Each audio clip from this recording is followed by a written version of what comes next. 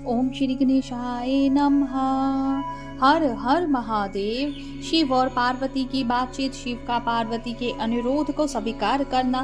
ब्रह्मा जी कहते हैं, नारद परमात्मा हर की ये बात सुनकर और उनके आनंददायी रूप का दर्शन पाकर पार्वती को बड़ा हर्ष हुआ। उनका मुख प्रसन्नता से खिल उठा। वह बहुत सुख का अनुभव करने लगी। फिर उन महासाध्वी शिवा ने अपने पास ही खड़े हुए भगवान शिव से कहा। पार्वती बोली, देवेश्वर आप मेरे स्वामी हैं। प्रभु, पूर्व काल में आपने जिसके लिए हर्ष पूर्वक दक्ष के यज्ञ का विनाश किया था, उसे क्यों भुला दिया था? वे ही आप हैं और वही मैं हूँ। देवेश्वर, इस समय मैं तारकासुर से दुख पाने वाले देवताओं के कार्य की सिद्धि के लिए रानी मैना के गर्भ से उत्पन्न हुई हूँ। देवेश, यदि आप प्रसन्न हैं और यदि मुझ पर कृपा करते हैं तो मेरे पति हो जाइए। ईशान प्रभु, मेरी ये बात मान लीजिए।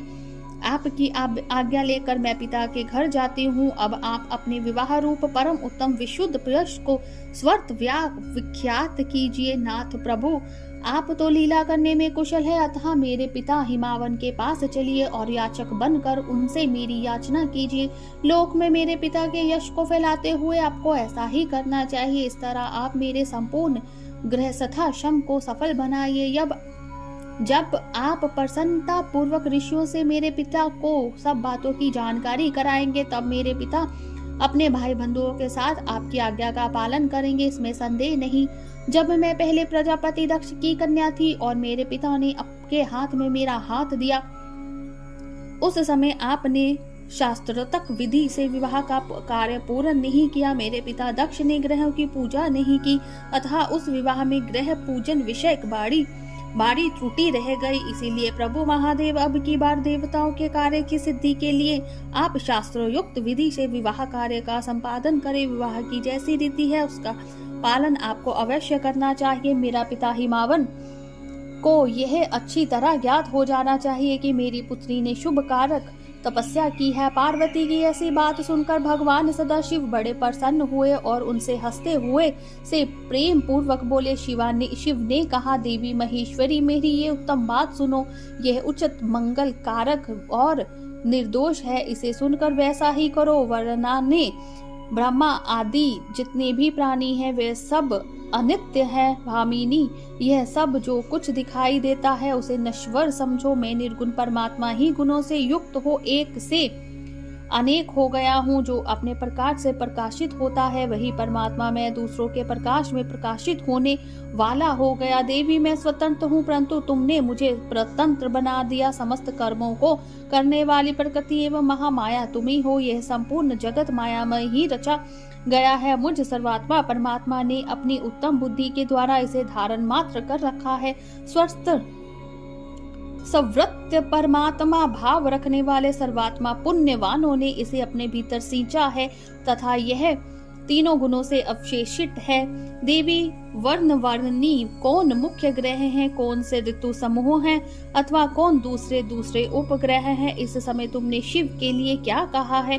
किस कर्तव्य का विधान किया है? गुण और कार्य के भेद से हम दोनों ने इस जगत में भगत वसलता के कारण भक्तों को सुख देने के हेतु अवतार ग्रहण किया है। तुम्हें रज सत्व तयोमय त्रिगुणात्मिक सूक्ष्म प्रकृति हो, सदा व्यापार कुल सुघना और निर्गुणा भी हो। सुमधय में मैं यहाँ संपूर्ण भूतों का आत्मा निर्विकार एवं निरीह हूँ। भक्त की इच्छा से मैंने शरीर धारण किया है। शैलजे, मैं तुम्हारे पिता हिमालय के पास नहीं जा सकता तथा भिक्षुक होकर किसी तरह तुम्हारी उनसे याचना भी नहीं कर सकता। गिरिराज नंदिनी महान गुणों से अत्यंत गौरवशाली महात्मा पुरुष भी अपने मुंह से देही दो यह बात निकालने पर तत्काल लघुता को प्राप्त हो जाता है। कल्याणी, ऐसा जानकर हमारे लिए क्या कहती हो? भद्रे, तुम्हारी आज्ञा से मुझे सब कुछ करना है, अतः जैसी तुम्हारी इच्छा हो वैसा करो। महादेव जी के ऐसा कहने पर भी सती साध्वी कमल लोचना महादेवी शिवा ने उन भगवान शंकर को बारंबार भक्ति भाव से प्रणाम करके कहा। पार्वती बोली, नाथ आप आत्मा है और मैं प्रकृति, इस विषय में विचार करने की कोई बात नहीं है। हम दोनों स्वतंत्र और निर्गुण होते हुए भी भक्तों के अधीन होने के कारण सगुण हो जाते हैं। शंभु प्रभु, आपको प्रयत्न पूर्वक मेरी प्रार्थना के अनुसार कार्य करना चाहिए। शंकर, आप मेरे लिए याचना करें और हिमावन को दाता बनने का सौभाग्य प्राप्त होने दे। महेश्वर, मैं सदा आपकी भक्ता हूँ, अथवा मुझ पर कृपा कीजिए। नाथ, सदा जन्म जन्म में मैं ही आपकी पत्नी होती रही हूँ। आप पार ब्रह्म परमात्मा है, निर्गुण है, प्रकृति से परे है, निर्विकार, निर्ही एवं स्वतंत्र परमेश्वर है। तथापि भक्तों के उद्धार में संलग्न होकर यहाँ सगुण भी हो जाते हैं, स्वतः राम होकर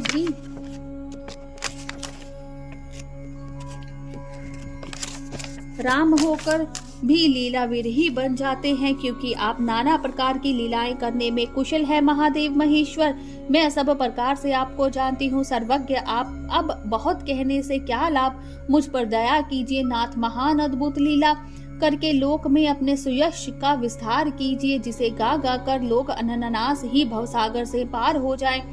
ब्रह्मा जी कहते हैं, नारद, ऐसा कहकर गिरिजा ने महेश्वर को बारंबार प्रणाम किया और मस्तक झुकाकर हाथ जोड़ वे चुप हो गई।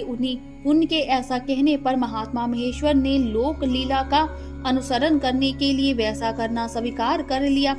पार्वती ने जो कुछ कहा था उसी को प्रसन्नता पूर्व करने के लिए उद्यत होकर वे हंसने लगे। तदनंतर हर्ष से भरे हुए शंभु अंतर्ध्यान हो कैलाश को चले गए।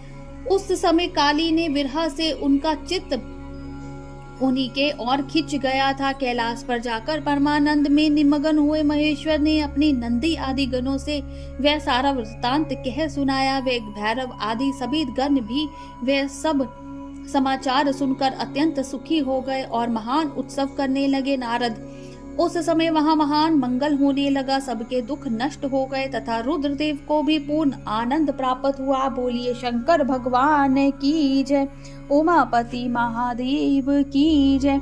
हर हर महादेव।